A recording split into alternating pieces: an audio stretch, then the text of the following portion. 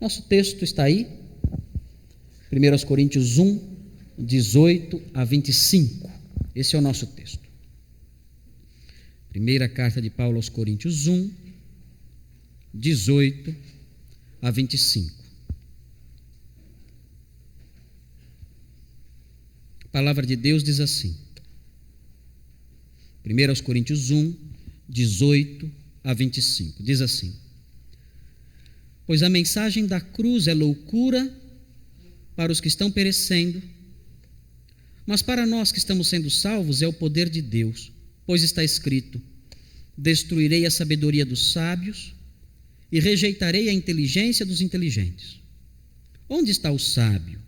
Onde está o erudito? Onde está o questionador desta era?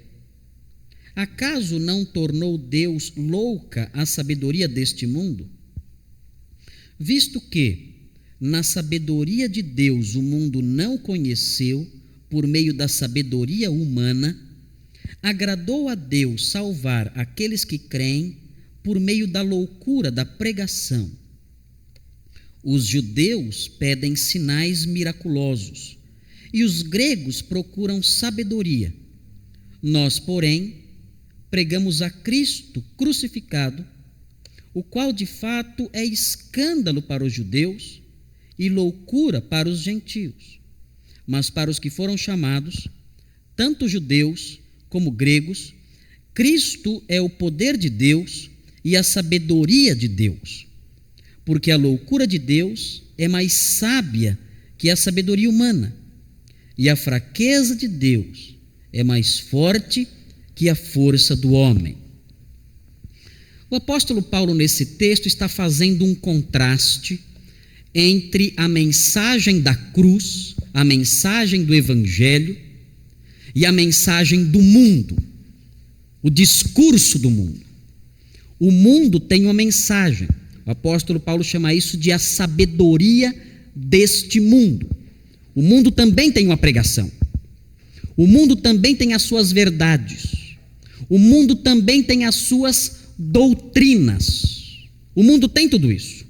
E as pessoas que vivem aí fora creem nessas doutrinas. Vivem conforme essas verdades. Abraçam essas coisas, defendem essas coisas. É o que Paulo chama de a sabedoria do mundo. É um modo de pensar mundano. É uma filosofia mundana. E o mundo tem isso, a sabedoria do mundo. O apóstolo Paulo faz um contraste entre a sabedoria do mundo e a mensagem da cruz, que é o evangelho. Há uma diferença entre as duas coisas. Aliás, há várias diferenças entre as duas coisas. Entre a mensagem do evangelho e entre a sabedoria do mundo. Por que o apóstolo Paulo começa a tratar desse assunto? Porque na igreja de Corinto, as pessoas estavam admiradas com a sabedoria humana. Na igreja de Corinto, as pessoas estavam impressionadas com os homens. Na igreja de Corinto existiam partidos. Aqueles que achavam Pedro o máximo. Aqueles que achavam Apolo o máximo. E esses grupos todos evidenciavam com essa postura, com esse partidarismo, com essa formação de fãs-clubes, né, usando uma linguagem mais moderna, com essa formação de fãs-clubes, eles expressavam uma admiração pelo humano, pelo talento humano, pelos dons humanos, pelos dotes humanos, pela sabedoria humana. E o apóstolo Paulo diz: não façam isso. Vocês são cristãos, vocês são crentes, e sendo crentes vocês devem ter uma postura diferente. Não devem olhar para o homem e admirá-lo e segui-lo até em detrimento da paz com os irmãos. Não podem olhar para o homem e enaltecê-lo, criando com isso inimizades, partidos, divisões. Vocês não podem fazer isso, porque isso o mundo faz. O mundo tem a sua sabedoria, e essa sabedoria que o mundo tem é uma sabedoria humana, e os homens admiram essas coisas. Os homens aplaudem essas coisas. Os homens se curvam diante dessas coisas e vocês não devem imitá-los. Nós colocamos aqui uma mensagem,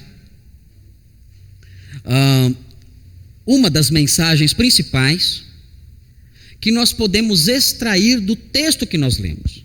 O apóstolo Paulo vai estabelecer contrastes entre a sabedoria do mundo e a mensagem da cruz. E no meio desses contrastes todos, enquanto ele expõe esses contrastes todos, nós descobrimos essa mensagem. A fidelidade ao evangelho, a mensagem da cruz, não pode conviver com as formas de sabedoria deste mundo. Um dos traços da sabedoria deste mundo é a admiração do humano. Paulo está dizendo, olha, existem contrastes muito fortes entre a mensagem da cruz e a sabedoria deste mundo. Um deles é essa admiração do humano. Mas há outros contrastes. E o apóstolo Paulo quer mostrar quão diferentes são entre si a mensagem da cruz e a sabedoria humana. São muito diferentes. Os efeitos são diferentes. Os propósitos são diferentes. As fontes são diferentes. E o apóstolo Paulo, nesse texto, de modo magistral, ele mostra os contrastes existentes entre os dois. Eu quero mostrar para os irmãos alguns sábios deste mundo nos dias de Paulo. Nós temos sábios deste mundo nos nossos dias. Há muitos sábios hoje, né? Nós vamos conhecer alguns no final. Mas nos dias de Paulo existiam alguns sábios deste mundo. Eram homens que o mundo admirava, filosofias, pensamentos que os homens admiravam e viviam de acordo com essas coisas.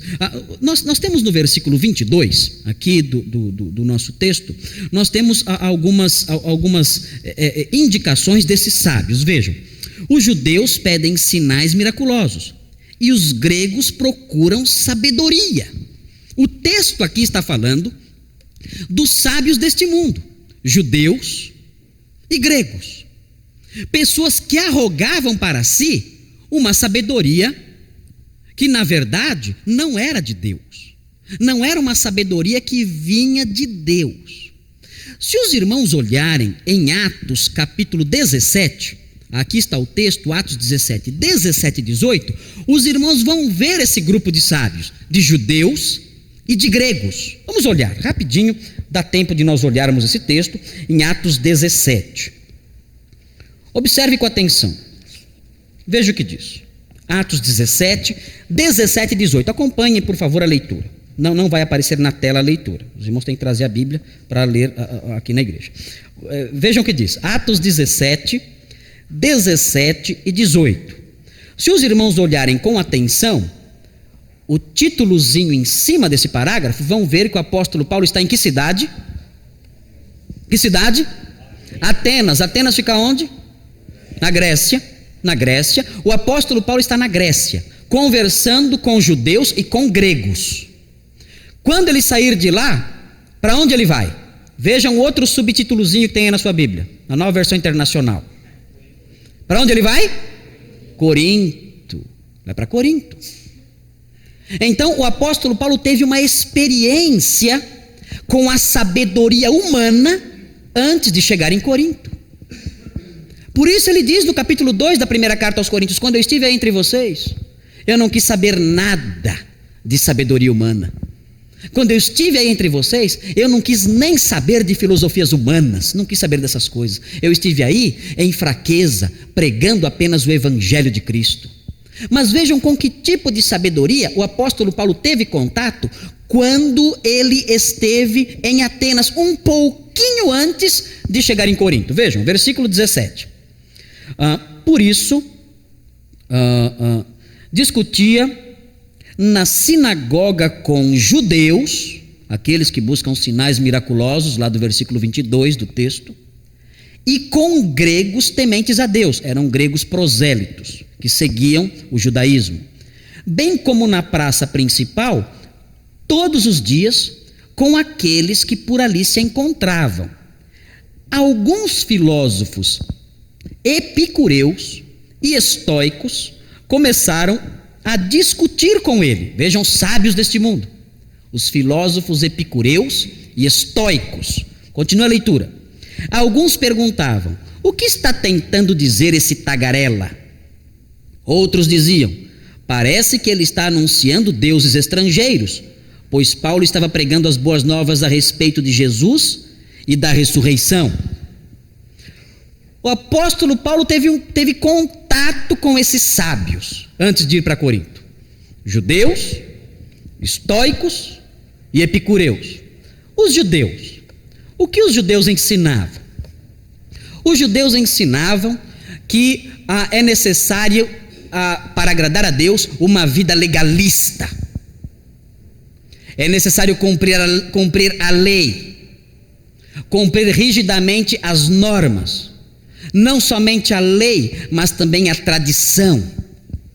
Os judeus não aceitavam que alguém pudesse agradar a Deus sem ser circuncidado. Os judeus criam que Deus só poderia aplaudir alguém, aprovar alguém, se esse alguém vivesse rigidamente debaixo da lei, guardasse o sábado, se submetesse aos rituais todos, às oblações todas, às orações todas, aos jejuns todos. Era assim que os judeus entendiam a sabedoria humana: uma vida marcada por um jugo legalista sobre os ombros. Esse era o homem sábio, que se submetia à lei e às tradições de forma rígida. Quando o apóstolo Paulo começou a pregar a justificação pela fé somente, dizendo que não era necessário guardar o sábado ou praticar a circuncisão para ser salvo, os judeus se insurgiram contra isso, porque isso ia contra a sabedoria deles. Isso ia contra o entendimento deles do que é ser sábio. O outro grupo, os estoicos. O que os estoicos diziam?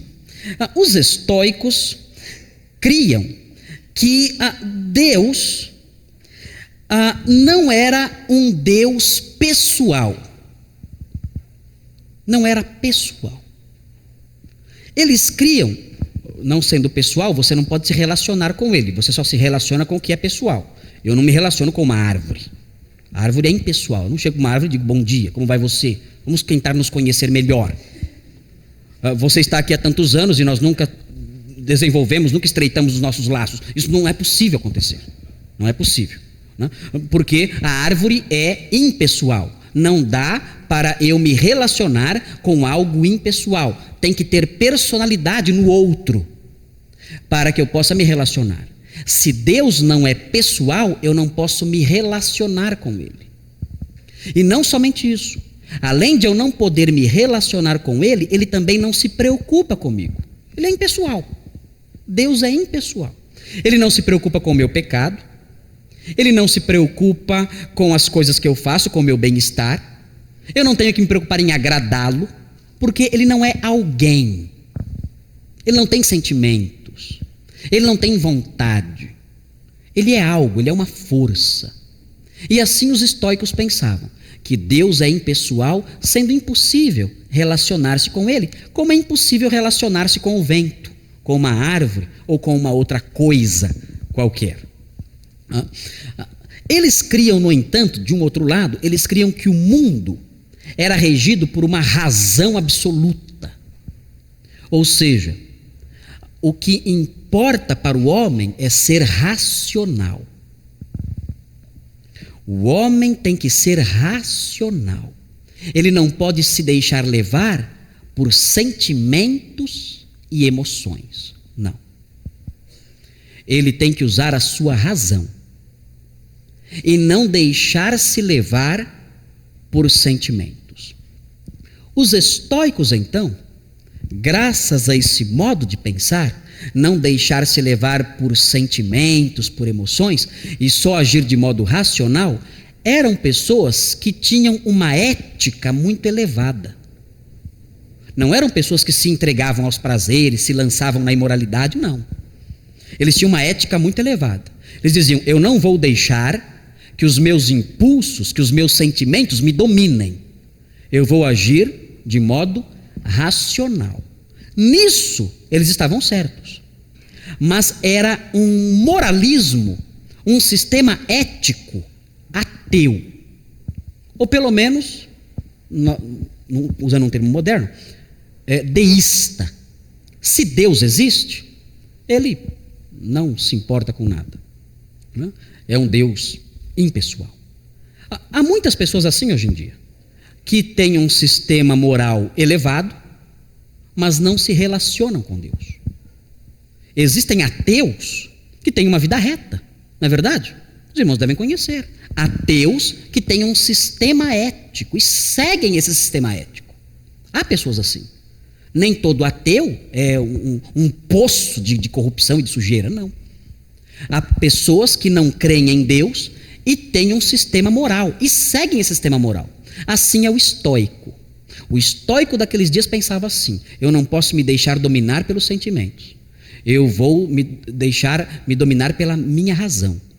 Mas Deus, não por causa de Deus, porque Deus, na verdade, não se importa com nada.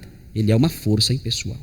Esse era o modo de pensar dos estoicos. Falar para eles de um Deus que se preocupa, que enviou seu Filho, para tratar dos nossos pecados, que nos amou, isso tudo para eles não tinha o menor sentido.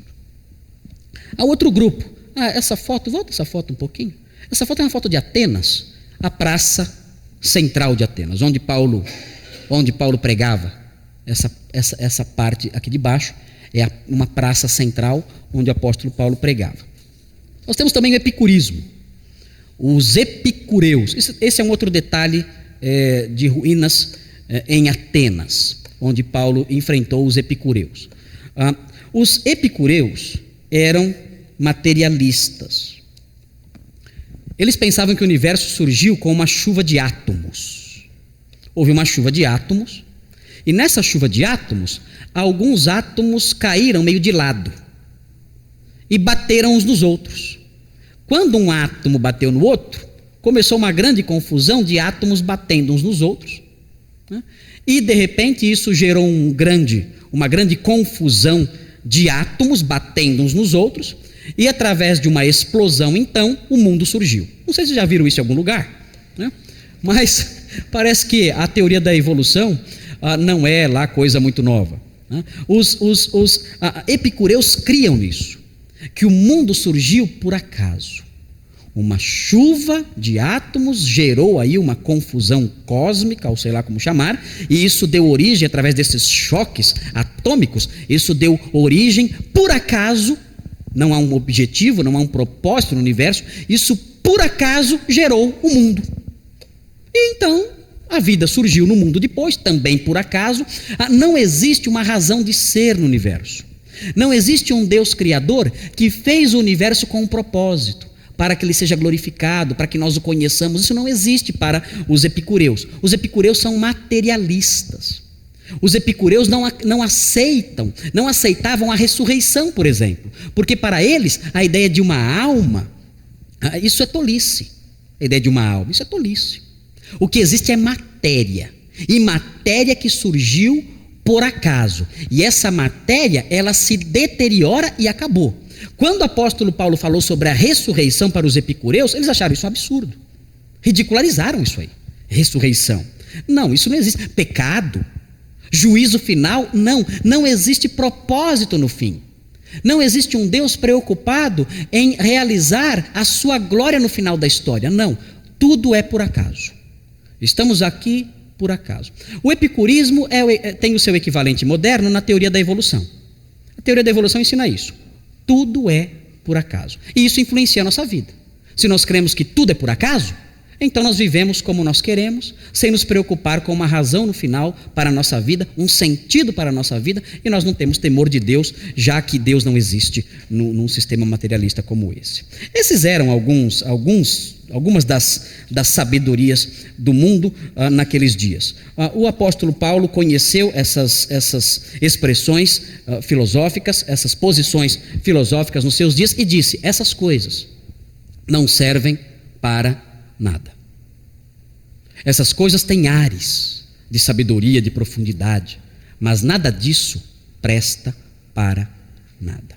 Vamos ver os contrastes. Vamos ver os contrastes. Nós vamos ver 4 contrastes entre a mensagem da cruz e a sabedoria deste mundo. Rapidinho, nós vamos ver em quadrinhos, não quadrinhos de revistinha, as crianças, não? São quadrinhos que vão aparecer na tela aqui, e nesses quadrinhos nós veremos o contraste, ou 4 contrastes, entre essas sabedorias todas, essas filosofias todas, e a mensagem da cruz. Os irmãos vão acompanhar comigo, prestem atenção, eu não posso me demorar nelas, porque o tempo já está bastante adiantado, eu tenho que correr um pouquinho aqui. Mas se os irmãos prestarem atenção e acompanharem no texto, vão entender com muita facilidade, eu não vou ter que me delongar. Vejam, vamos ver então o primeiro contraste. Veja o primeiro contraste, tem aí 2 quadrinhos, olha lá, 2 quadrinhos, esses quadrinhos apresentam o contraste, o primeiro contraste. Vejam, o primeiro contraste está nos versículos 18 a 20, vejam lá, a mensagem da cruz, primeiro, no versículo 18 mostra que a mensagem da cruz é loucura para o mundo. E em contraste com isso, nós temos a sabedoria do mundo. A sabedoria do mundo é loucura para quem? Para Deus. Com qual das duas você fica? Com qual das duas você prefere ficar? Qual você escolhe? A mensagem da cruz é loucura para o mundo. A sabedoria do mundo é loucura para Deus. Vejam o versículo 18. Observe com atenção. Pois a mensagem da cruz é loucura para os que estão perecendo. O mundo acha absurda a mensagem da cruz. Quando Paulo pregou a ressurreição dos mortos para os epicureus, quando Paulo pregou sobre a ressurreição dos mortos para os estoicos, eles acharam tudo isso uma loucura. Eles não deram ouvidos, disseram, olha, nós queremos, outra hora nós falamos sobre isso, porque disseram, esse homem é louco, ele perdeu o juízo. A mensagem da cruz é loucura. Talvez até o apóstolo Paulo esteja escrevendo isso, lembrando da experiência que ele teve um pouquinho antes em Atenas, um pouquinho antes de estar em Corinto. Ele lembrou. Como os sábios deste mundo viram a mensagem que eu preguei? Como foi que antes de chegar em Corinto, estando em Atenas, como foi que lá em Atenas os filósofos deste mundo, naquele grande centro intelectual, naquele grande centro de filosofia, a meca da filosofia moderna, como foi que os sábios, os filósofos deste mundo viram a mensagem da cruz? Como foi? Simples, ele se lembrou. Viram a mensagem da cruz como uma conversa de louco, algo que não tem sentido, algo tolo.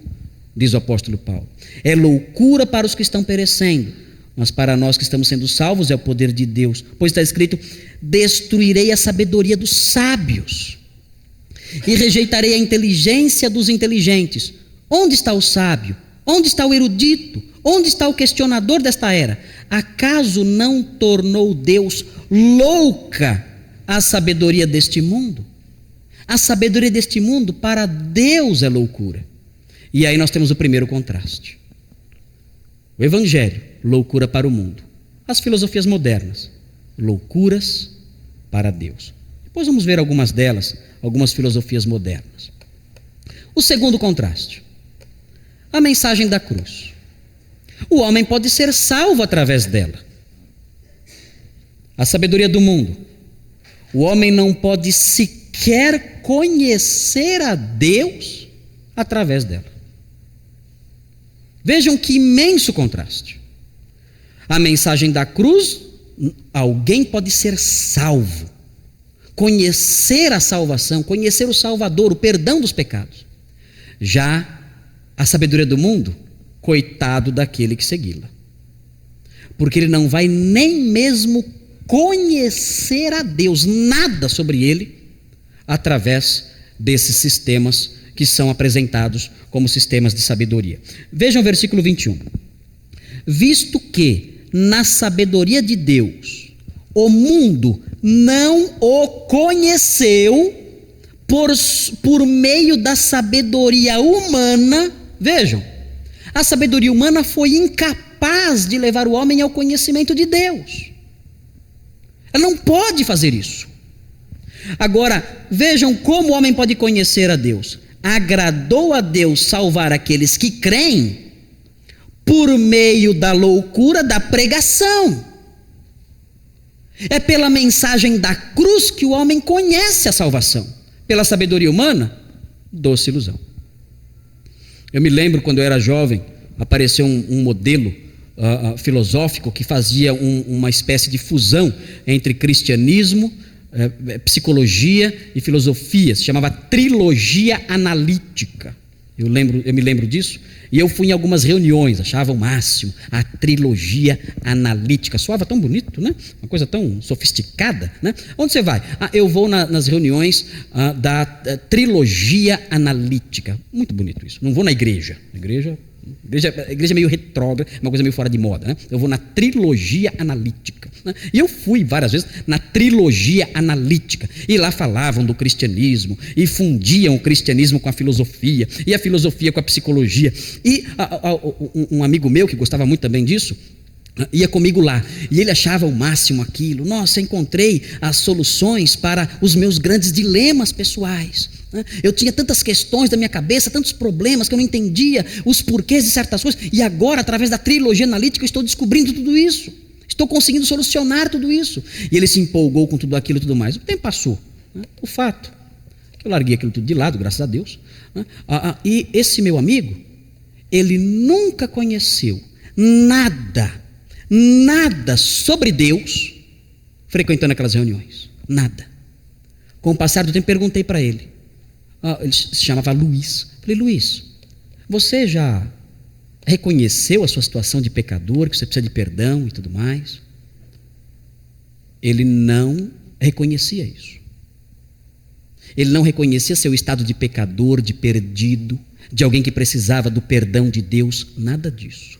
A sabedoria humana não foi capaz de mostrar para ele uma das verdades mais básicas da Escritura, que nós somos pecadores e precisamos do perdão. É impossível a sabedoria humana conduzir o homem a isso.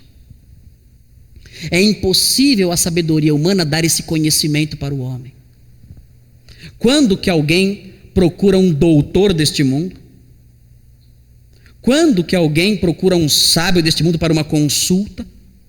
E ali expõe os seus problemas numa consulta e paga para contar os seus problemas numa consulta, e ele ouve deste homem: olha, esse problema na sua vida é pecado, você precisa se arrepender e mudar a sua vida e obedecer a Deus. Quando isso acontece? Nunca isso acontece. Por quê? Porque a sabedoria humana, ela foge dessas coisas. O homem não pode conhecer a Deus através delas, só através da mensagem da cruz. Vamos ver o terceiro contraste. Terceiro contraste: a mensagem da cruz tem como conteúdo certo e fixo a obra de Cristo na cruz. Esse é o conteúdo da pregação. Vejam o versículo 23. Observe, isso nunca muda. A mensagem da cruz é velha. A mensagem da cruz não muda. De vez em quando aparece aí uns missionários piratas aí mudando a mensagem da cruz, né? Muda o conteúdo, muda tudo, prega um evangelho novo. Mas na verdade a mensagem da cruz é antiga e imutável, nós não podemos mudá-la. Ela tem um conteúdo fixo, é um conteúdo fixo, imutável, e é um conteúdo certo. Vejam qual é o conteúdo, versículo 23. Nós, porém, pregamos a Cristo crucificado. Essa é a mensagem da cruz. Cristo crucificado. As pessoas inventam um monte de coisa, um monte de tolices para atrair pessoas, para encher templos, mas a mensagem da cruz, ela tem um conteúdo fixo. Ela apresenta Cristo crucificado, ela apresenta a obra de Cristo na cruz. Isso não muda nunca, é fixo, é algo certo, é algo objetivo, ninguém inventa isso. Existe aqui na palavra de Deus e nós não mexemos com isso. Agora vejam, o conteúdo da sabedoria humana é vago e variável. Cada dia inventa uma coisa nova. Agora estão dizendo que tem vida em Marte. Teve vida em Marte. E assim eles vão buscando coisas, né? Gastando milhões em pesquisas, tentando fundamentar um modo de pensar. Todas essas coisas, esses milhões, esses bilhões de dólares gastos têm um objetivo só. Sabe qual é o objetivo que eles têm? Matar Deus. Matar Deus custa caro. Matar Deus custa muito caro. Eu tenho que mostrar que existiu vida em outro planeta, que essa vida surgiu por acaso, e que na terra também aconteceu igual. Lá tinha água, e nessa água um dia surgiu uma ameba por acaso, e essa ameba também cresceu e virou um sapinho que um dia saiu da água e começou a nadar e a andar na terra. Depois parou de nadar, só ficou na terra. Depois de ter ficado bastante na terra, começou a crescer bracinhos, pezinhos, bracinhos, rabinhos. Um dia o rabinho caiu e ele começou a falar. E assim o homem tenta mostrar que as suas filosofias são verdadeiras, mas é tudo vago, é incerto. Milhões gastos na tentativa de fundamentar filosofias humanas, porque essas filosofias não têm fundamentação alguma, não têm verdade alguma, não têm solidez alguma. O conteúdo varia de ano para ano, de tempos para tempos, teorias e teorias surgindo. Como surgiu o homem? Tem gente dizendo que o homem surgiu da fusão de uma macaca com um ET. Sabiam disso? Como a arqueologia não consegue encontrar o elo de ligação entre o macaco e o homem, o elo perdido, a evidência fóssil não apresenta nenhum elo de ligação entre o macaco e o homem. Os homens estão cansados de procurar, arqueólogos estão cansados de procurar o elo de ligação, aquele que foi a transição, meio macaco, meio gente. Não encontram esse fóssil. Já tentaram criar um fóssil, mas descobriram a fraude, depois de muito vexame. Descobriram a fraude, e não conseguem achar isso. Então alguém saiu com uma grande ideia: esse elo de ligação não existe. Por quê?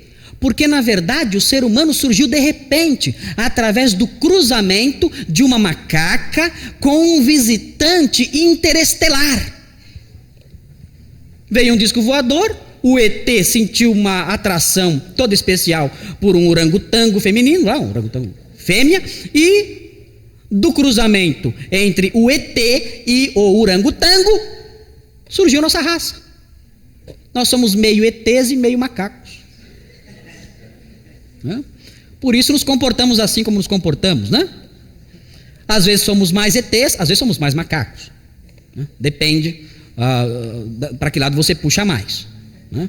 Às vezes você pode puxar mais para o lado do macaco, você pode puxar mais para o lado do ET, depende de cada um, mas é assim que a nossa raça surgiu.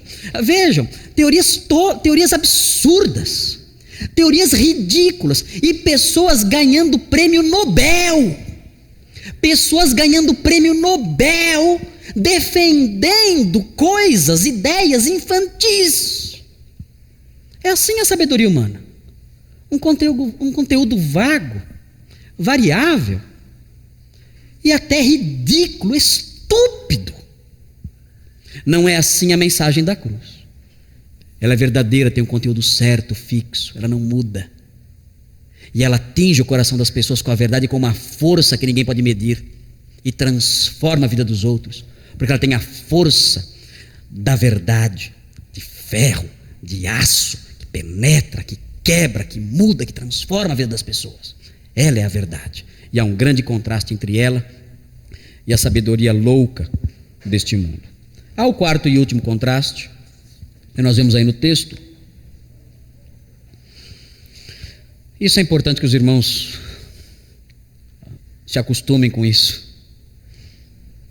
A mensagem da cruz tem a sua força reconhecida somente pelos que foram chamados. O versículo 24 fala assim: mas para os que foram chamados, tanto judeus como gregos, Cristo é o poder de Deus e a sabedoria de Deus. Para quem? Para todo mundo? Não, já vimos que o mundo acha tudo isso loucura.